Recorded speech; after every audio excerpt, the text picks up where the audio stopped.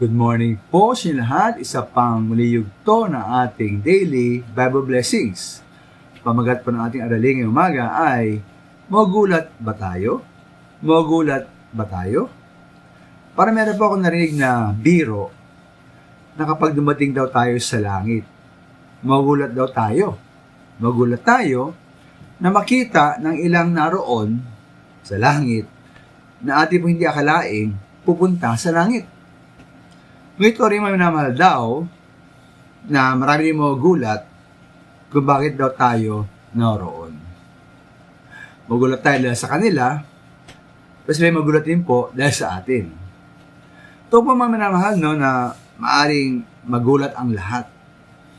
Dahil ay nga sa Biblia, ang una ay mahuli, samantalang huli ay mauuna.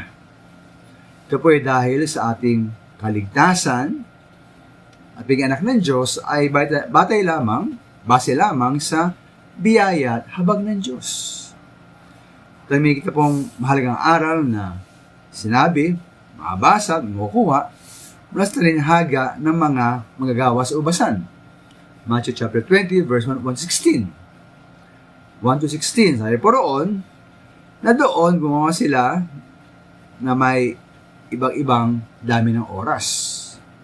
May gumawa ng maaga pa lamang, may nagsimula ng mag-aalas 9, may nagsimula ng mag-aalas 12, may nagsimula ng mag-aalas 3, at may nagsimula ng mag-aalas 5.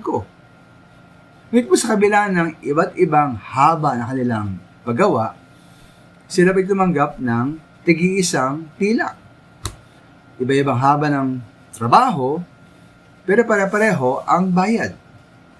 Ngayon po, nang magreklamo po ang mga naunang gumawa, sumagot po ang may-ari ng ubasan sa verse 13 na hindi siya nandadaya at nagabayad lamang siya ay sa kanilang kasunduan.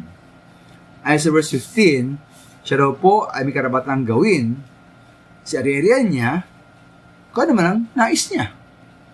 Hindi po dapat sila mainggit dahil sa kanyang kagandahang loob.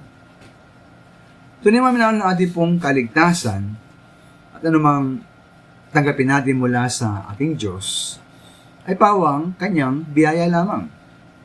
Ang kaligtasan natin po ay hindi dahil sa ating mabuting nagawa o dahil sa ating gagawin pa. Kaya po ating igalang ang anumang pagkapasya at nais ng Diyos. Dahil po ang lahat ng bagay ay pawang sa Kanya at nagmumula sa Kanya. Tayo magpasalamat na lamang minamahal sa Kanyang habag at kabutihan ng loob para po sa atin. Maraming salamat po.